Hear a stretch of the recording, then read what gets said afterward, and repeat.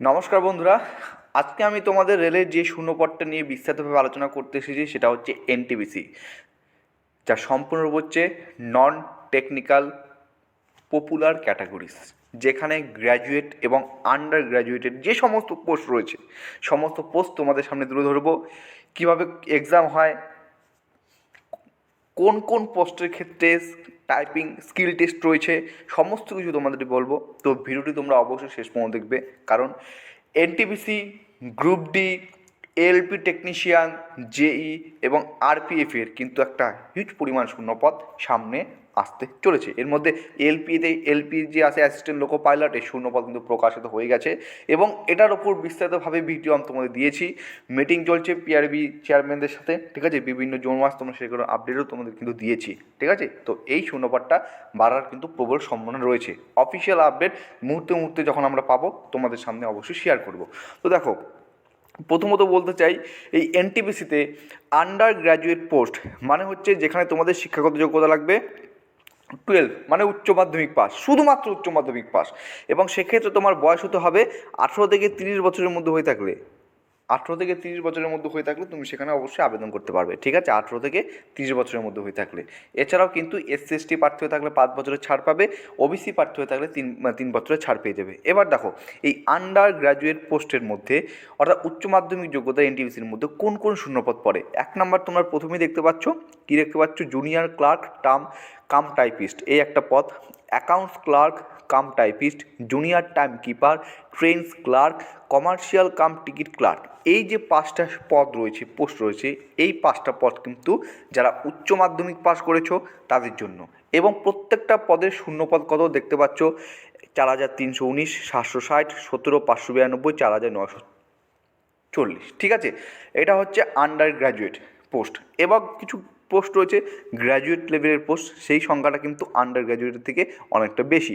তো তোমরা সেখানে দেখতে পাচ্ছ graduate post with minimum education qualification a university degree, অর্থাৎ গ্র্যাজুয়েশন পাস করে থাকলে তুমি এখানে অবশ্যই আবেদন করতে পারবে। কিন্তু এই এনটিপিসি গ্র্যাজুয়েশন, এই গ্র্যাজুয়েট পোস্টের ক্ষেত্রে দেখো বয়স হতে হবে 18 থেকে 33 বছর, অর্থাৎ 3 বছর তুমি এক্সট্রা পাচ্ছ।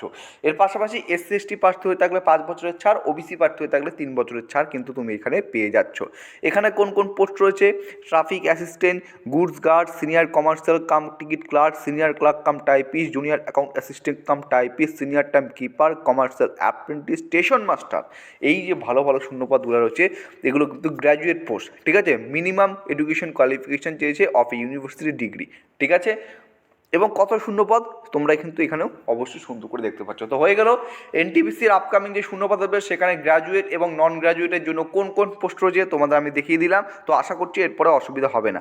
এরপর দেখবো কোন কোন পরীক্ষার জন্য কতগুলি সিবিটি এক্সাম দিতে হয়, কোন কোন এক্সামের জন্য কতগুলি স্কিল টেস্ট রয়েছে, সমস্ত কিছু কিন্তু তোমরা আমার এই ভিডিওতে কিন্তু দেখতে পারবে। তো অবশ্যই তোমরা ভিডিওটি কিন্তু কন্টিনিউ করার চেষ্টা করবে, ঠিক আছে। যারা নতুন রয়েছে তাদের ক্ষেত্রে কিন্তু এই ভিডিওটি খুব গুরুত্বপূর্ণ হয়ে উঠবে, ঠিক আছে। চলো এবার আমরা মেইন যে পার্টটা সেটা তোমাদের আমি দেখিয়ে দিচ্ছি, যেটা প্রত্যেকের কিন্তু গুরুত্বপূর্ণ। তো দেখো, প্রথম স্টেজ যেটা তোমাদের হবে সেটা হচ্ছে এই দেখো, প্রথম স্টেজ যেটা হবে, প্রথমে যেটা হবে first stage computer based test, CBT exam হবে। এরা কাদের জন্য? সবার জন্য, common for all notified post of this, অর্থাৎ সবার জন্য, সকলের জন্য এই স্টেজ 1 কিন্তু হবে, যেখানে জেনারেল অ্যাওয়ারনেস থেকে 40 নম্বর, ম্যাথের থেকে থাকবে 40 নম্বর, রিজনিংয়ের থেকে থাকবে 30 নম্বর। টোটাল নাম্বার অফ কোশ্চেন্স কত?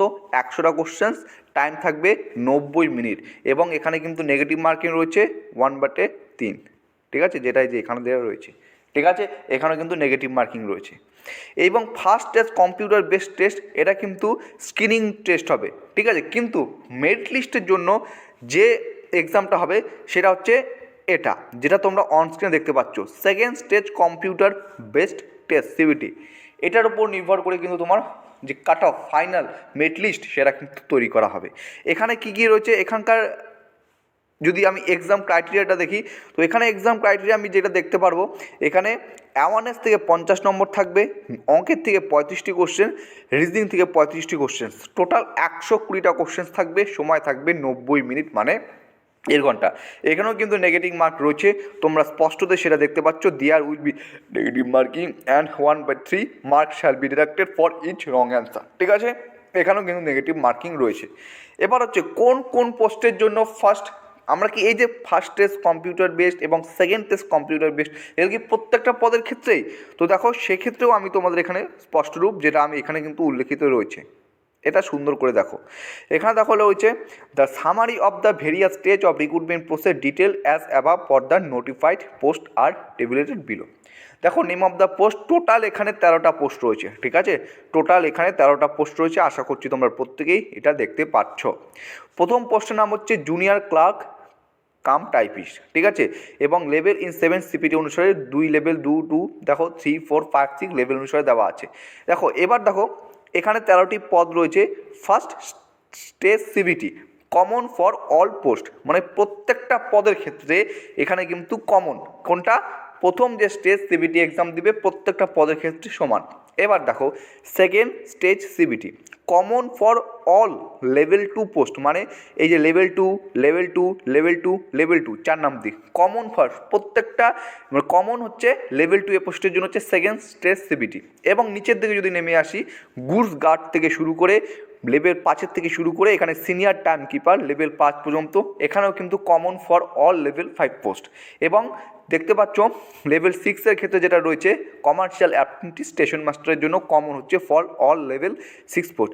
এবার দেখো লেভেল 3 পোস্ট এবং লেভেল 4 পোস্ট যেটা রয়েছে কমার্শিয়াল কাম টিকিট ক্লার্ক এবং traffic assistant separate for level 3 post, অর্থাৎ এটার জন্য আলাদা হবে সেকেন্ড যে সিবিটি এক্সামটা, ঠিক আছে, এবং ট্রাফিক অ্যাসিস্ট্যান্টের জন্য কিন্তু আলাদা হবে। কিন্তু সিবিটি এক্সাম প্রত্যেকটির ক্ষেত্রে কিন্তু তোমাদের এখানে হয়েছে যেমন common for all post, first stage CBT যেমন প্রত্যেকটার জন্য কমন, কিন্তু সেকেন্ড স্টেজ কিন্তু প্রত্যেকটার জন্য কমন নয়, ঠিক আছে, লেভেল 2 লেভেল 5 লেভেল 6 জন্য কমন, কিন্তু লেভেল 3 জন্য আলাদা, লেভেল 4 জন্য আলাদা। এবার একটা প্রশ্ন, আচ্ছা আমি যদি এই অ্যাকাউন্ট ক্লার্ক, মনে করো অ্যাকাউন্ট ক্লার্ক কাম টাইপিস্ট এই পদের জন্য আবেদন করি, তো আমার এখানে সিলেকশন প্রসেস কী রয়েছে? প্রথমত আমাকে ফার্স্ট স্টেজ সিবিটি দিতে হবে, সেখানে উত্তীর্ণ হলে আমি সেকেন্ড স্টেজ সিবিটি এক্সাম দিব, এবং সেখানে উত্তীর্ণ হলে কিন্তু আমাকে টাইপিং স্কিল টেস্ট এটাও দিতে হবে, তারপর আমার ডকুমেন্ট ভেরিফিকেশান, তারপর আমাকে মেডিকেল। কিন্তু আমি যদি এই ট্রেন্স ক্লার্ক এই পদের জন্য যদি কেউ বলে স্যার এই পদের জন্য ট্রেন্স ক্লার্কের জন্য কী কী রিক্রুটমেন্ট, আমাদের কী কী স্টেজ পার করতে হবে, তো তোমাদের বলবো ট্রেন্স ক্লার্কের জন্য প্রথমে তোমাদের ফার্স্ট স্টেজ সিবি দিতে হবে, দ্বিতীয় সেকেন্ড স্টেজ টিভি দিতে হবে, তৃতীয় ডকুমেন্ট ভেরিফিকেশন। এখানে কোনো তোমার টাইপিং স্কিল টেস্ট কিন্তু হবে না, বা কম্পিউটার বেসড অ্যাপটিটিউড টেস্ট কিন্তু হবে না। এখানে শুধুমাত্র কী হবে, যেটা হবে ফার্স্ট স্টেজ সিবিটি এবং সেকেন্ড স্টেজ সিবিটি, তারপর হবে ডকুমেন্ট ভেরিফিকেশন, তারপরে বাকি যেগুলো প্রসেস রয়েছে। এবার তুমি মনে করো ট্রাফিক অ্যাসিস্ট্যান্ট যেটা রয়েছে 6 নম্বরে, এই পদের জন্য আবেদন করো, তো সেখানে তোমাকে ফার্স্ট স্টেজ সিবিটি দিতে হবে, সেকেন্ড স্টেজ সিবিটি দিতে হবে, এবং 3 নম্বরে যেটা দিতে হবে সেটা হচ্ছে কম্পিউটার বেসড অ্যাপটিটিউড টেস্ট, ঠিক আছে, সেখানে কম্পিউটার বেসড অ্যাপটিটিউড টেস্ট তোমাকে দিতে হবে।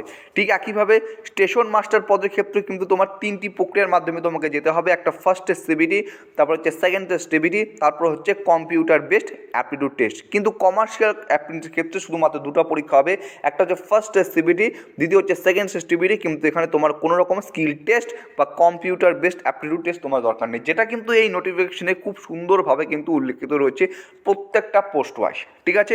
তোমাদের জানিয়ে রাখলাম, সংক্ষিপ্তভাবে তোমাদের জানিয়ে রাখলাম যে কোন কোন পোস্ট রয়েছে, গ্র্যাজুয়েট এবং আন্ডার গ্র্যাজুয়েটের জন্য এনটিপিসির ক্ষেত্রে কোন কোন পোস্ট রয়েছে, এবং কোন পোস্টের ক্ষেত্রে কী রিক্রুটমেন্ট প্রসেস। কোনো পোস্টের জন্য তোমাদের দেখালাম যেখানে ফার্স্ট স্টেজ সিবিটি হবে, সেকেন্ড স্টেজ সিবিটি হবে, স্কিল টেস্ট হবে।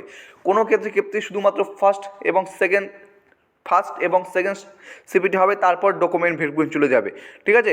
আবার কোনো পোস্টের ক্ষেত্রে কম্পিউটার বেসড অ্যাপটিটিউড টেস্টও কিন্তু কোনো পদের ক্ষেত্রে হয়ে থাকবে, সেটা কিন্তু এই যে নোটিফিকেশান 2019 সালের অফিসিয়াল নোটিফিকেশান সেখানে কিন্তু উল্লেখিত রয়েছে। দেখো এবার সবথেকে যেটা গুরুত্বপূর্ণ প্রশ্ন, আমাদের মনে সবথেকে যেটা গুরুত্বপূর্ণ প্রশ্ন, যে এই শূন্যপদটা কবে আসতে পারে বা এখানে কত শূন্যপদ থাকতে পারছে।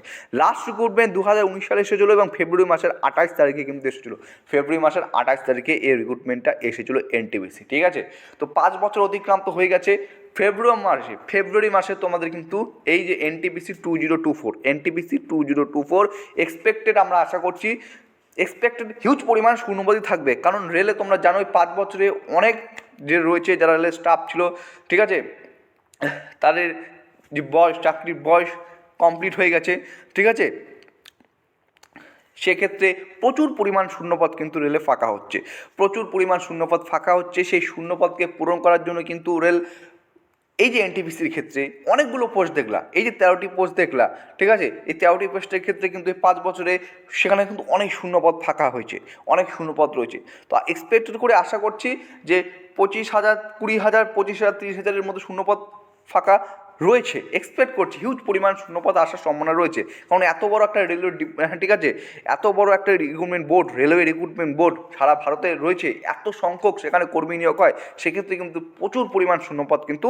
এখানে দরকার, প্রচুর পরিমাণ কর্মী দরকার, ঠিক আছে। তো সেক্ষেত্রে আমরা বলতেই পারি যে আপকামিং ভ্যাকান্সি হিসাবে এনটিপিসি কিন্তু মোস্ট ইম্পর্ট্যান্ট।